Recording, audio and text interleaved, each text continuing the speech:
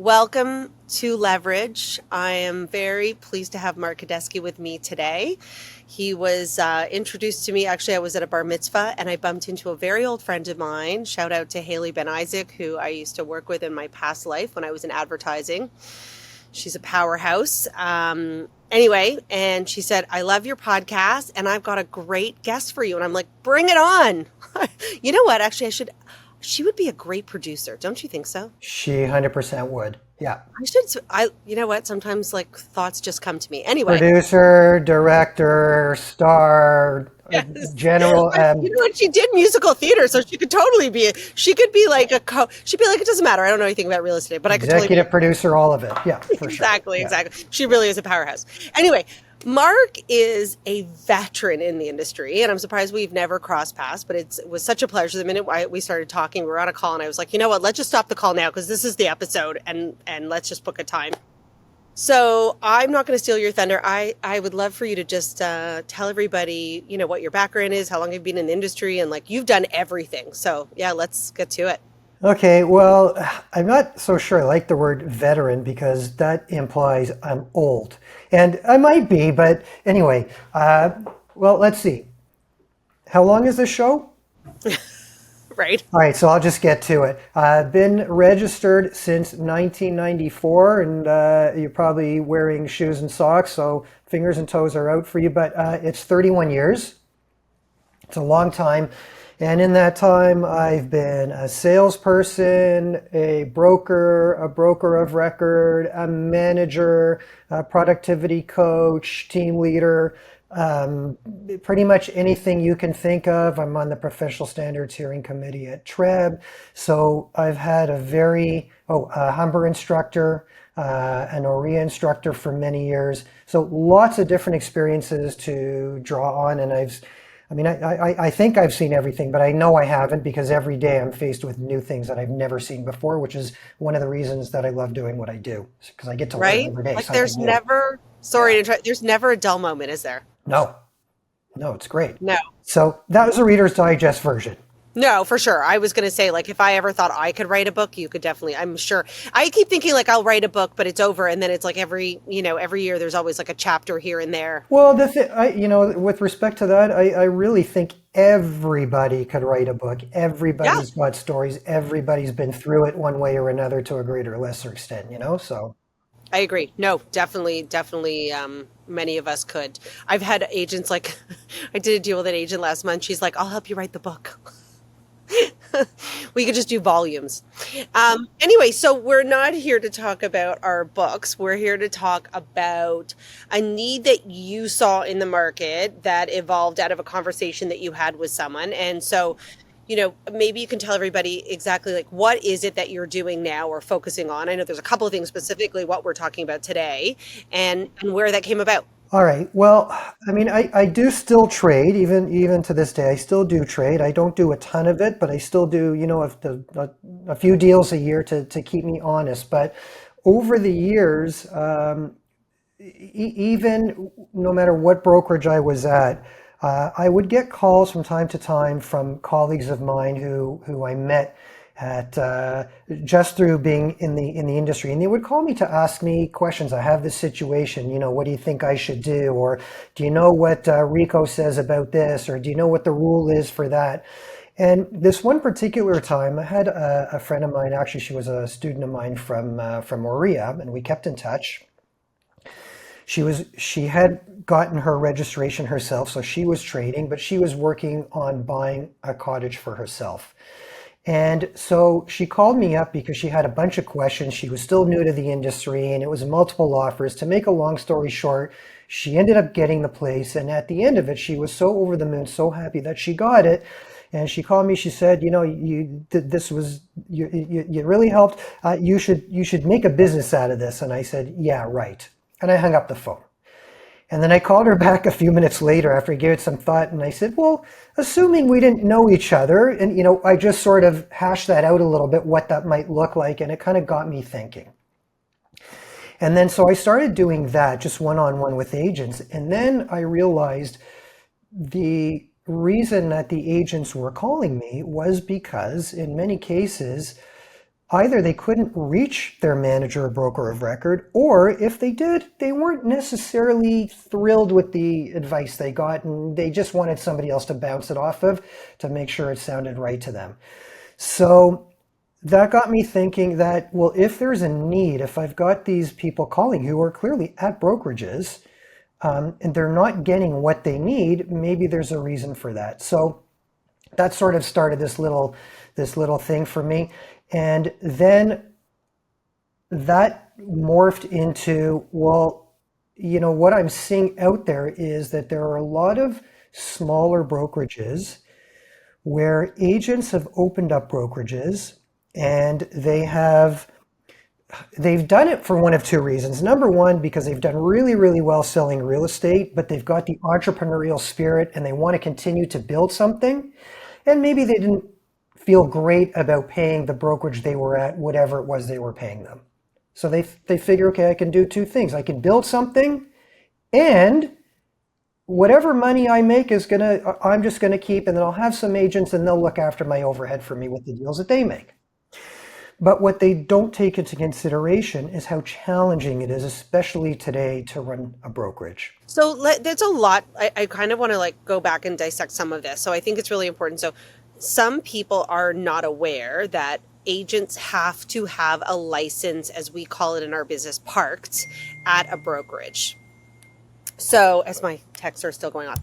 So you can't be an independent, right? You can be like, I'm a team lead. I have people who are on my team, but I still are part of a brokerage. And each brokerage must have something called a broker of record, which basically, in a nutshell, keeps everybody honest, right? You have to make sure that everything is being done by the book and that you're following RICO laws, et cetera, et cetera. And I'm dumbing that down. I know that's not, but it's a really nuanced comment, because for someone who's been at more than one brokerage, and I'm not a jumper, as they call them in the business, there's a lot of people that jump brokerages to, again, go for less fees, for less So it's this very interesting dichotomy I see in the business, where people who are agents, which I think if you're chasing the money, you'll never catch it, in my opinion. But if you're making decisions based on how little to pay versus what you're getting, you're going to end up as an agent in a brokerage where you're getting absolutely no support. And let's remember, we have legal binding contracts that we are explaining to our clients, our buyers, our sellers. If you do not have support and someone who wants to help you, forget is available, but that wants to help you, that you're set up in a situation where this person wants to be on the phone with you, wants to support you, wants to see you succeed, you're in big trouble. And you would need someone like Mark. And I can see where it's astonishing to me. Like, really, I've met a lot of them that just bump around and they're just like, well, my desk fees were too high. It's such a dangerous game to play. And it's dangerous for your clients as well. Yeah, 100%, especially dangerous for your clients, because, and if it's dangerous for them, it's dangerous for you at the end of the day, because you're the one responsible for making sure that that they are being dealt with to the highest possible standard. And that's what the Trust and Real Estate Services Act is all about. And that's what the broker of record, who you mentioned, is responsible to ensure that all of the agents at that brokerage are complying with. But it's a big challenge sometimes for the person who's looking after the brokerage to make themselves available and to be competent with everything that is associated with running the brokerage and all the compliance, not just with that legislation, the provincial legislation which governs us, but with the board rules as well. True, and they change on a regular basis. Mm-hmm. The new laws that came into place, and then there were other ones, and then I think actually just in the last couple of months, I remember filling out the MLS data sheet, and my brokerage wrote back and said, no, this is now, like, it filled in. I said, no, that wasn't necessary. And she goes, now it was. We didn't, like, it was literally like an overnight decision. So again, forget understanding the market. Forget understanding like the nuances from block to block to block. Now we're getting into, you're writing up an offer. You're lucky enough to now be able to guide a client to get to the the point of buying their biggest investment, and you have no one there to help you. Like I can't. So it to me it was so interesting to hear from you. Now, having said that, there are a lot. What differentiates you? If anyone's on Instagram, just a few of us, right? Small app. I don't know if anyone's heard of it. Anyway, there's a million of these guys who also like that's the next nuance, right? Like you've done really, really well and you run a team and you're like, you know what, I'm going to be a coach. Right? I'm going to be a coach on Instagram. I'm talking about like professional. I'm talking about like, I'm going to be a coach and you can pay to have, they're not helping you with that. They're helping you with how to put Instagram posts up. So your approach is what I find so refreshing and unique is you're like, I'm going to help you be compliant and know what you're doing versus be this slickster on Instagram who's getting people calling you because you're getting out of a really nice car. Yeah, and it's And this funny is that the you problem with mentioned. our industry. Sorry. Like, I mean, I'm going on a rant now. Yeah, and it's funny that you mentioned that because I think one of the reasons that there are so many real estate agents out there is because of what you just mentioned, which is they see somebody getting out of a 500 SEL or whatever it is, and they think, you know what, that is not the sharpest knife in the drawer there, and if that guy can do it, I can do it. Not realizing I mean, that guy has done a lot more than you actually think in order to be able to do that. It's a very, very challenging business for It's many very different challenging. reasons. Yeah. And I think people get into it because they think any idiot can do it. And then they realize, a month or two into it, that's just not the case. This is a lot harder than I thought it was. Like I say, for many reasons. For many reasons. Listen, I always say, listen, am I the smartest person in the room on average? I really believe it's a DNA and it's a matter of whether or whether you're emotionally intelligent, whether you can get through like the ups and downs. I think that's sales in general. But anyway, I digress. But, there's a reason why, and someone might hate me for saying this, but chances are the guy who's showing that video can't afford the car they're in. And I know that sounds horrible, but 80% of agents don't make it to year 5, and there's a reason. Like the majority of people in our business, the best way I ever heard it put, are tourists. They're tourists in our business. It's really so. And the reason is here you go. Like you said, you go out there, you're like, hey, I got my license. And now what do I do? Well, wait, that guy had that Mercedes, but no one's helping me and I'm showing up and there's no one really in the office and no one's talking to me and I don't know who my broker of record is because there's 9,000 people in my brokerage in some, mall office. And then, now interestingly enough, let's stop throwing the poor like agents under the bus. It's the brokerages too. And what I love is that you also offer this to brokerages to help for like retention and that type of thing. So tell me, what do you think you've seen in like the brokerage model over the years? Because it used to mean a lot, right? Like I have a memory as a child, the very first house my parents sold, a guy with a yellow jacket from Century 21 walked in. Like I actually have a memory of that, right? No one's got that anymore. Like No, I think Marge Simpson was the last person to wear that jacket.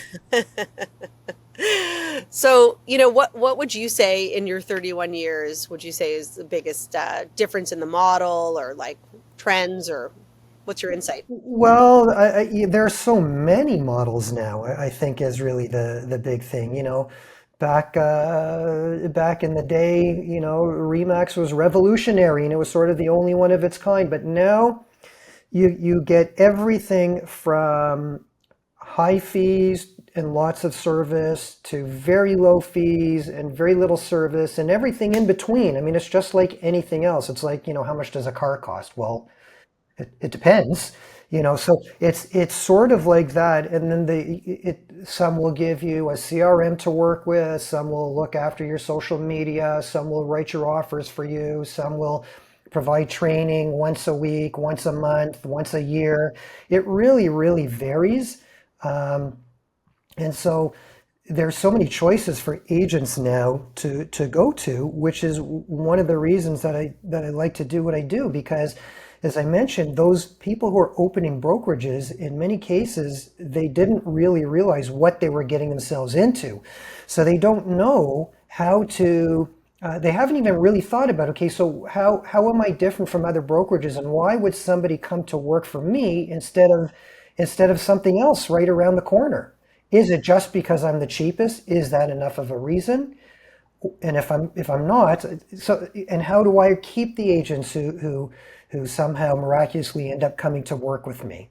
And how do I support them? So, and how do I make sure that their deals are being processed effectively? All of these sorts of things. How do I make sure they're compliant? So there are just so many different factors and facets and so many different models that take all these things into consideration or don't, as the case may be. Well, and for what it's worth, I agree with you. I think that there's like a shoe for every foot. And so there's, I mean, I do have a bit of a bias against these like cloud brokerages where like no one's going in, there's no face. You know, I've heard of brokerage models where you have to actually pay to speak to the broker of record, which I can't even believe is RICO compliant. But, you know, in your opinion, considering that you are like a consultant and there are best practices, what would you say you think is like, you know, that ideal? Like there could be agents out there who are like thinking about moving right now, right? Thinking about moving, I'm not happy, I'm not sure why I'm not happy. Like, you know, what is that advice that you would give an agent that maybe hired you and said, like, I just want to build my career, you know, want to be like, what would be a good, what are those good things that they're looking for as a best practice in a brokerage? Okay, well, I think it's important right from the beginning to kind of look inward if you're, if you're at a brokerage and you're determining, shouldn't I move? Is the grass greener over there? I think, like I say, look inward and ask yourself, all right, hold on a second. If I really make good use of what is available here, will it help me? Is the problem me? Because getting back to my earlier point, people generally speaking don't they get into it because they think it's pretty, I'm very personable, I look good, I dress good, I can speak well, I can spell, all these I have beautiful penmanship, all these kinds of things. So they think that their success is pretty much, it's a guarantee. But what people don't really think about is, okay, that's if I get the client, but how do I get the client in the first place? And that's really the challenging part. It's having to do the right things to make sure that you actually have people to work with that agents don't want to spend the time to do. You mean they don't just show up at your door, Mark? Yeah, sometimes they fall from the sky, but there's gravity and it hurts. You mean your phone doesn't ring every hour with new people without doing anything? Yeah, exactly. So I think that's number one. Are you actually putting in the work? Because just because you show up at the office at 10 o'clock in the morning and you go home at 5, what did you actually do there? Other than have coffee. For sure. And that goes for every I've worked in corporate where people show up and they're there on time and they leave on time and they did nothing all day. But they were model employees for being at that desk. So that's right. So this is it. I think it's a matter of you're only going to get out of it what you put into it. So you have to ask yourself before you think about moving anywhere, are you putting anything into it? And if the answer is, well, I'd like to, but I don't know what to put into it, and there's nobody here to show me or to help me or to guide me, now maybe it's time for you to start looking at other things. But if those things are there for you and you just haven't taken advantage of them, well, then that's on you. That's not on your brokerage. So I think it's really important to, first of all, ask yourself, am I doing what I can and should be doing? That's a great, I know, I'm so part of Slavens and, Darren will say this out loud, like, and I totally agree with him is, if most agents, like how many hours a day are they spending on it? And I'm not talking about like, this is just a more average. So I think that's a really good question to ask yourself. Like when I first got into this business, I will tell you, I mean, the days can go, the weeks can go, like they're filled with a million things, but did they move your business forward? Were they productive? And were they actually on business? I mean, again, if you have a job, you're hired to go into a company, you're meant to be there at 9 o'clock. Are you showing up for yourself? Are you showing up for your business? What is your day look like? Have you planned out your week? Have you planned out your month? I was asked to do a training in the brokerage and about budgeting, right? Like forecasting and budgeting. And, and I'll say mine was from just millions of years of corporate sales and being given budgets and figuring out how I was going to get to that, right? And not showing up one morning and going, shit, right? I'm going to lose my job. And I asked the room before I started. I don't know if you ever done this, but like I asked the room, how many people forecast their year? How many people give themselves a budget and forecast? And the only people that put up their hands were people that were either team leads or were on a team. Because, and I wouldn't even see on a team, I would say because I was proud to say someone on my team because I get them to do that because otherwise you're just hoping and wishing. But Wait, that's not a good strategy? I actually say to people, I was taught this very, very early on in my career. Hope is not a strategy. Like Okay. even when you send Thank an you for email and you're like, clarifying. That's good. Yeah. I hope next week we get more business. Hope. You're fired. Yeah, and I think that's a crucial point here is and coming back to, those who do succeed and those not so much. The difference is that those who succeed treat this as a business because it's what it is. Yes, of course, it's still a full contact sport. It's still about the relationship with your client. It's always about that. Always. But that's when you're with your client. But it is a business and it has to be treated that way. So what you're talking about with the business planning and how many hours a day you're going to spend doing various different aspects of the and facets to the business, and whether or not you're putting it into your calendar and allocating certain time for whatever it is you need to be doing, that's what is missing in a lot of people's business because they're getting into it because I'm going to have all the free time I want. I can make my own schedule, all that kind of thing. The problem with that is there's nobody to hold you accountable, aka yourself. Then you end up going shopping and to the gym and for a coffee, right? So Oh, for sure. I mean, I could play tennis all day if I really wanted, but it's not really going to get me anywhere. But you also you have to feed yourself first. So otherwise you will burn out. So that is also, it's also a very good, but I'm not saying right. I'm not saying you can't also do that, but you can't only do that. That's no, no, no, for right. sure, So for yeah. sure. But I think it's an interesting like nuance. So what advice do you give agents that, and I've had this like kind of debate before. If I had to do it all over again, I think at the very beginning, I probably would have joined a team. Partially because I had wanted to originally, and I have a very dear friend who was a mentor to me, Joy Verde, I don't from Remax, she's a wonderful human being. She's done coaching for Remax herself, and she said no. She said don't do it. She's like you have a huge fear. You're gonna, she told me all the reasons why it was not a good idea, and I was like okay. But I think that there's a lot of benefit to early on in your career. Let's say you are, are you getting as much support from your broker of record or, that type of thing and being able, because I think the key to this business is being in the business at all times. And if you're someone who just started out and you're going to do a deal a year, 2 deals a year, 3, like you're working your way up, right? You're doing 5 deals a year. You're not in it. You're not touching all those points to be able to have. So to me, I was like, I feel like that would have really sped it up for me. So I'd love to understand your like perspective. I guess it's very personal. Don't get me wrong. I think there are people who do better, in teams and not, and I know lots of people who start in teams and then just, you could tell they could tell right away this was not for them and they took off and they were independent. But as a start point, what do you think? I think I gotta go with your friend Joy on this one. I personally would not.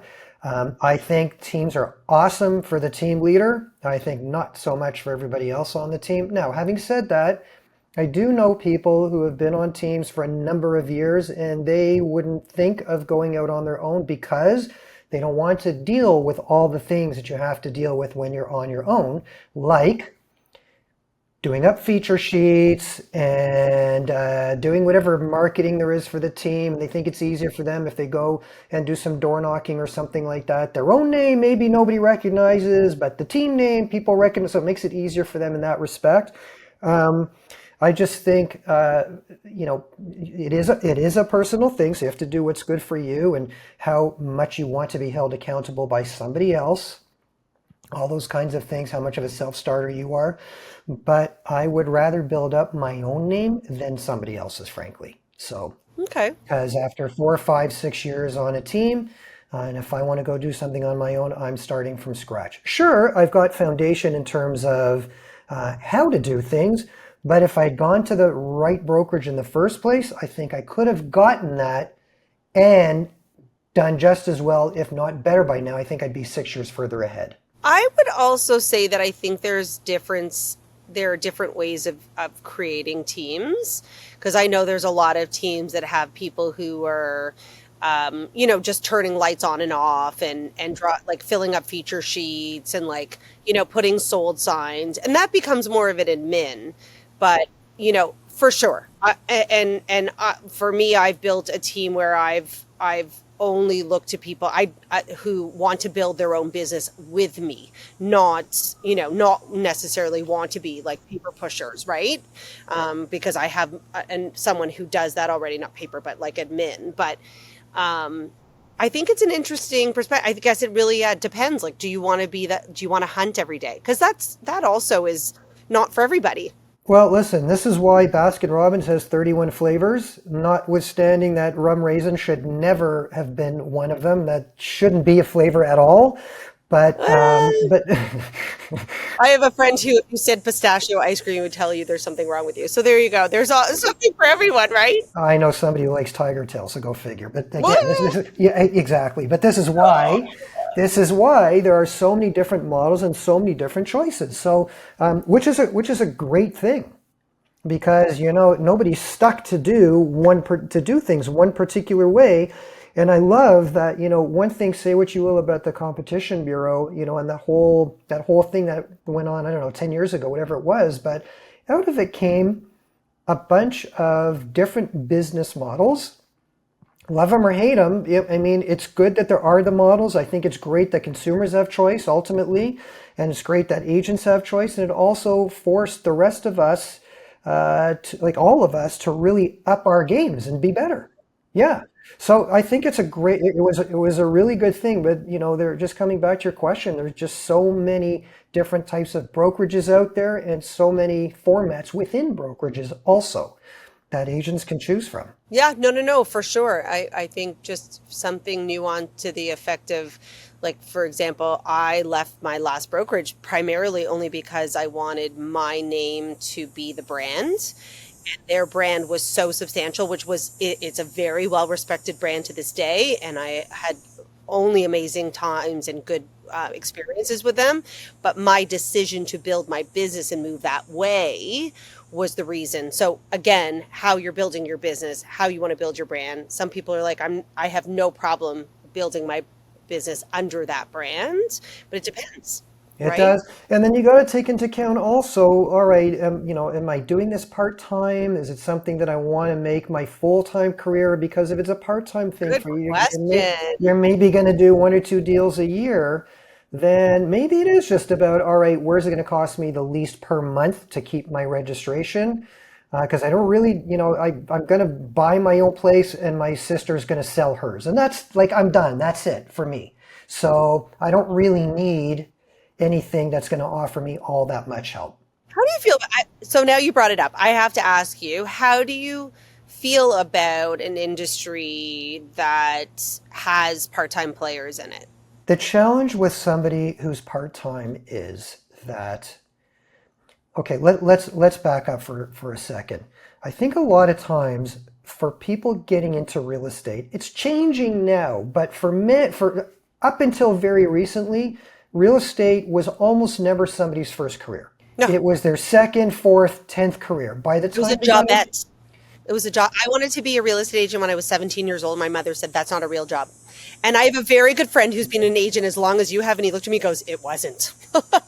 well, and probably it wasn't, but you know, if it's going to be, so by the time they get into real estate, if it's not their first career, they've got a mortgage or rent to pay. They've got car payments. They've got ex-wives to, to support, all that sort of thing. So the problem there is that they can't quit their current job because that's what gives them the cash flow to keep going. They can't quit cold turkey because No, they know it's fair, going to take them some time to ramp up into real estate. The fair. challenge they face, if that's the case, is that, I mean, we've discussed already here quite a bit that there's so many different facets of this business to learn, not just the marketing and the promoting yourself and your goods, but the learning how to write an offer, how to negotiate, how to establish and maintain good, healthy relationships with your clients, look after their needs to the, to the nth degree, all those sorts of things. It takes years to really, right? And we're never finished learning, right? We're never as good as we can be.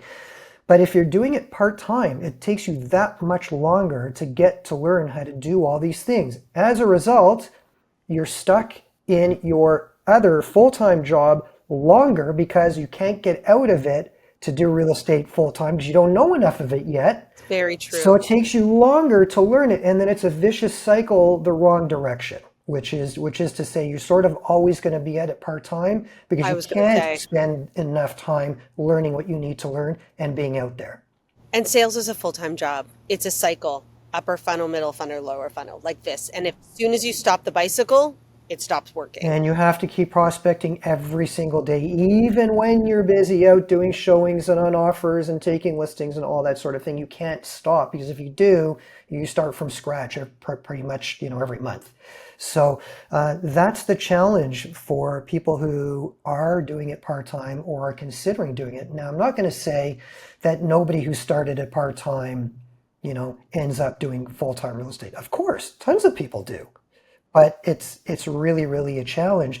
If you've got the kind of job, your full-time gig, where you can go to the office for training and for help and support, and you can take off a couple hours a day to go do some showings or check out some open houses or something like that, sure, it's a lot easier. But if you're stuck in 9 to 5, it makes it very, very tough. So this is a great segue because this is the way I wanted to end it. After all of that, if you had someone that you knew who said they want to get into real estate and they were like, but there's so many agents and I don't know, and is it a good idea for me? And, I've never done sales before, but I really love homes. I don't know. What would you say to them? I would say it totally depends on whether or not you can devote the time to learn what you need to learn. It's like we said right from it's 31 years for me. I sure as hell don't know all there is to know. Far from it. Like every day, just when I think I've heard it all, I find out no, I haven't.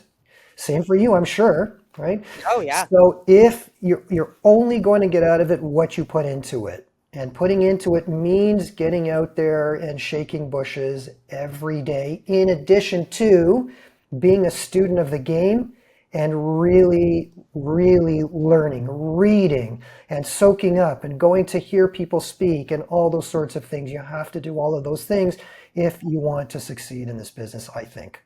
Yeah, and let's not forget keeping up with the economic trends, the unemployment rate, and like I think in this last 2 years, again, speaking of like, you know, just being the best that we can always be in learning, I don't think I've ever been more of an economist in my entire career, and I'm not, by the way, than I have in the last couple of years with housing. Is not just the housing, it's how is it affected by the economy, how, I people think this is just about four walls and a family, but it's affected by so many things and giving people the right advice. So, yeah, you really have to be completely entrenched in every facet of it. Here's the good news.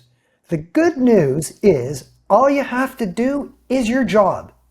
By the way, there's lots of great news. I am living my best life. I love what I do every single day, 24 hours a day. It doesn't matter. I love it. But you have to love it. Yeah, and it's because you're doing your job, which is to say you're doing first like what you're doing right now, for example. You're doing right, you're having you've got great relationships with your clients and you're putting them first and doing everything you can to serve them. And you're reading, if Rico sends you an email, you're reading it. If Trev sends you an email, you're reading it. If there's, important You're training at getting the ahead of office, you're yourself. I might going. wait for my brokerage, but yes. So, but all of these things are really important to do. And the more you can do it, the more you, just like I say, you just do your job, because unfortunately a lot of people out there are not. But so if you do, you're going to stand out. Like Bill Belichick says, just do your job. That's it. Although I don't know if that's what he says anymore with his creepy girlfriend. Anyway, single digit Sundays before NFL. So we will leave it there, and Is we that will right? put your No, disagree. yeah, single digit. Oh no, I'm so excited. Well, because like preseason games are August. I digress. I will make sure if there's anybody listening, watching who is looking for incredible coaching, guidance, extra help. We will have Mark's contact information in the show notes. And it's been a pleasure chatting with you. It was Hey, it's been a pleasure great chatting with you information. too. And I'll also just say, if there are any small brokerage owners who are feeling like you've got way too much to do and you just don't have the time to do it and you need some help, I can help you as well. So, Awesome. all right. Love it. Thank you, Thank you Rachel. Thank so you for much. having me. It was a lot of fun. Yeah, anytime. We'll do it again.